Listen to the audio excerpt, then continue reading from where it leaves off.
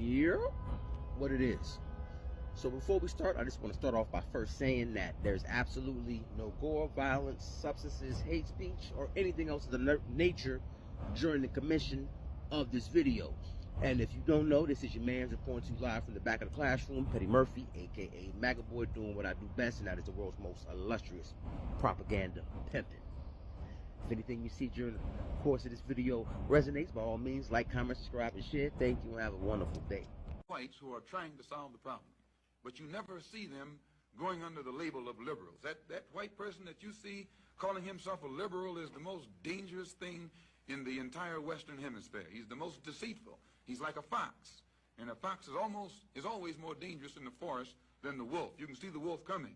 You know what he's up to, but the fox will fool you. He comes at you with his mouth shaped in such a way that even though you see his teeth, you think he's smiling.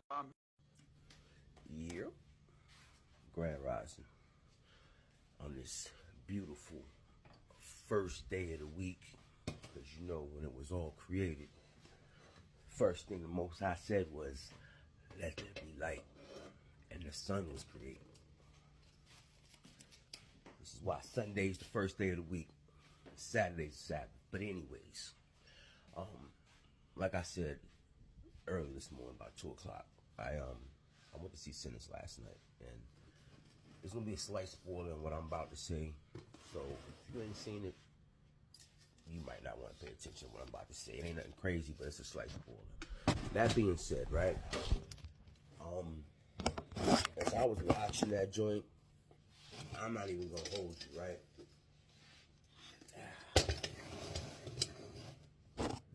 Yeah, as I was watching that joint, I don't know if it's because of what I'm going through right now, what I've been going through for the last, damn near, since 2018, 2019, since right after Terry died. And it's funny because, you know, the same people that have put me and taken me through what I'm going through are the same people that have a picture of my dead wife, the mother of 2 of my children, the mother of my middle daughter, and my son, who's the baby. And these clowns got a picture of her in the HR office on 23rd Street. They got a picture of her at the Hospital of Joint Disease, hung up in front of the auditorium. And they got a picture of her at one part, at the main HR office. They got a picture of my wife hanging on the wall, my late wife, as Debbie Newman, John Salvatore, Fiona Moore, Jose LaBraca, Jennifer Gallinaro, Beth Cooper, and the rest of the clowns play me. Why? Because I chose to blow the whistle, right? So I chose to blow the whistle because there was sexual harassment going on. There was a whole lot of racism going on. One of my coworkers applied for a job that Jennifer Gallinaro got as a supervisor and was told he couldn't get the job because his accent was too thick and they were scared the staff wouldn't be able to hear him. So after me and another coworker by the name of David was told to go home because the patient didn't want to see us because we were black, I decided I had enough. So I started recording my life, my daily life, to prove what was going on in there. And they got scared. So instead of stopping what they were doing, or 1199 coming in and actually handling the situation and changing what was going on, they all went on a crusade to act like I was crazy. And Evelyn Campos Santos, who labeled me a troublemaker within the union, as well as Laura Goodwin. Don't forget the phone call we had, Laura, when you told me, stop speaking out about certain union policies. You're going to be labeled a troublemaker. Remember that? So when I needed assistance from the union, nobody came to my assistance ever, except for one delegate. One delegate that showed up and started helping me. And thanks to him, I had representation. And then lastly, a couple weeks ago, I had another delegate that finally stepped in and got involved. When I got terminated. But anyway, so my point of the movie, right? When I said about who you invite to the cookout last night was the real moral of the story. But what I realized in that moment was when I saw that red-eyed bastard, that red-eyed punk Mo, start doing that fucking Irish jig, in that moment, it reminded me of when that bitch walked in my face and said, do you have a problem? And then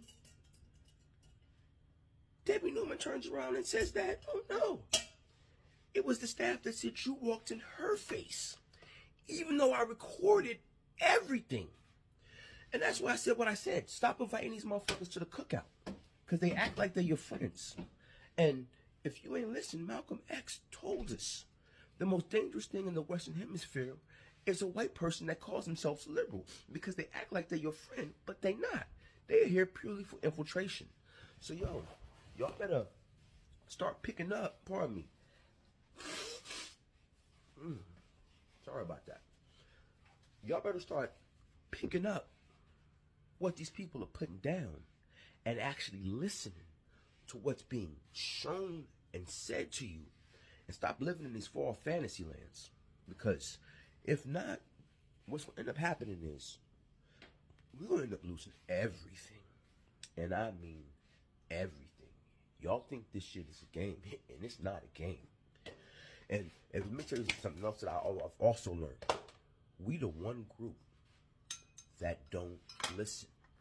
Because you see the parallels between that movie and what's happening right now, right? Biden and Kamala had the border open for 4 years and flooded this motherfucker with immigrants. Illegal immigrants at that. Pay attention to the movie. How the fuck did they get into the building?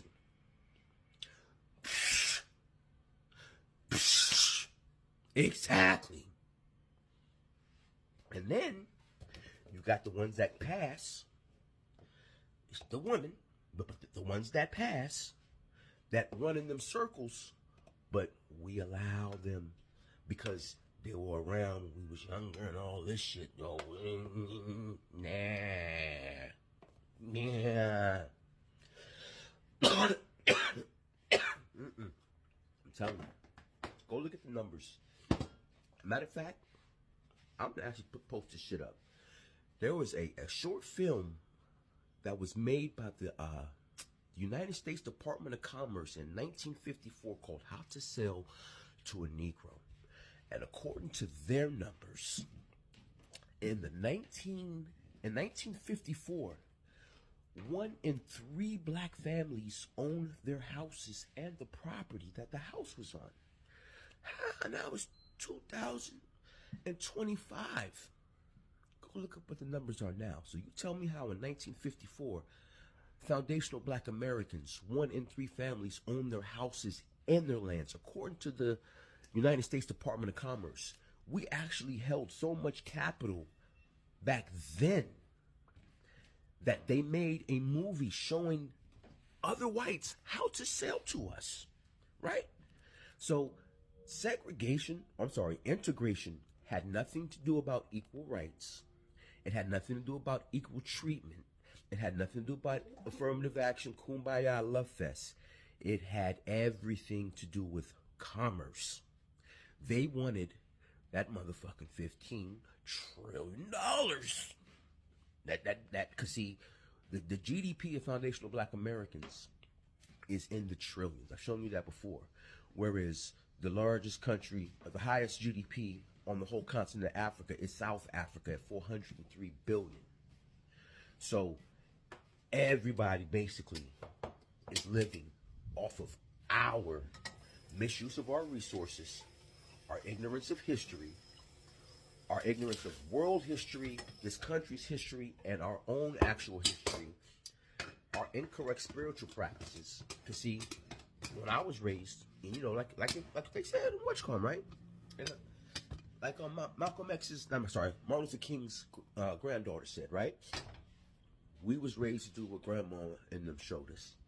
And they only did what they was right for them at that time, right? So, back then, you know, growing up, well, my mother is from deep south. I'm talking Louisiana, Pineville, Alexandria, deep. I ain't talking about like Baton Rouge, New Orleans. I'm talking about bomb, right? And back then, you became Catholic, right? But when all this shit started going on in my life, and then I really started reading, I started going to librarycongress.gov, even CIA.gov, started reading just different shit. I picked up Secrets of the Ages, Manly P. Hall, Apocrypha. I had already read the Bible years ago when I was like 21, 22. So as I started reading all these different things, certain shit started making sense. And as crazy as it may sound, you know, I had this wild experience one time in the house, and I make a read about that. But that's when I started reconnecting with the ancestors, and you know, going from being raised in Catholicism into the altar boy shit, I got into this whole space where, for a long time, I didn't believe in none of that shit. I was on some straight atheism, and that's what being around, and for me, anyways, being in those places and spaces within certain individuals, that's what that shit actually did to me, because I didn't see God in anything because of the type of shit that I was dealing with. But what it showed me was that the devil existed. And that's when I realized the devil likes fucking with us because God is in all of us. And the ones, the devil can see who God is in. And when it does, it comes for you. And it comes wickedly. Wickedly. And I don't know, something about watching that shit last night, it was like, this feels oddly fucking familiar. But what it made me do was I realized, you know what?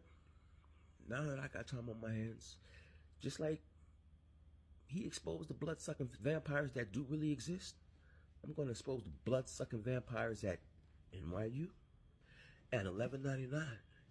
And just like he showed you, a lot of them look like us. Y'all be safe out there. Remember, realize. Transparency forces accountability. Keep your eyes to the stars and that head on a swivel. And I'm about to get busy. Freed the slaves in 1863 through the Emancipation Proclamation of Abraham Lincoln, but gave the slaves no land, or nothing in reality, and as a matter of fact, to get started on. At the same time, America was giving away millions of acres of land in the West and the Midwest, which meant that there was a willingness to give the white peasants from Europe an economic base. And yet it refused to give its black peasants from Africa, who came here involuntarily in chains and had worked free for 244 years, any kind of economic base. And so emancipation for the Negro was really freedom to hunger. It was freedom to the winds and rains of heaven. It was freedom without food to eat or land to cultivate, and therefore it was freedom and famine at the same time. And when white Americans tell the Negro to lift himself by his own bootstraps, they don't look over the legacy of slavery and segregation. I believe we ought to do all we can and seek to lift ourselves by our own bootstraps. But it's a cruel jest to say to a bootless man that he ought to lift himself by his own bootstraps. And many Negroes, by the thousands and millions, have been left bootless as a result of all of these years of oppression and as a result of a society that deliberately made his color a stigma and something worthless and degrading. When you stood on the Lincoln Memorial that day in August, '63, and you said, "I had a dream." But I must confess that that dream that I had that day has at many points turned into a nightmare.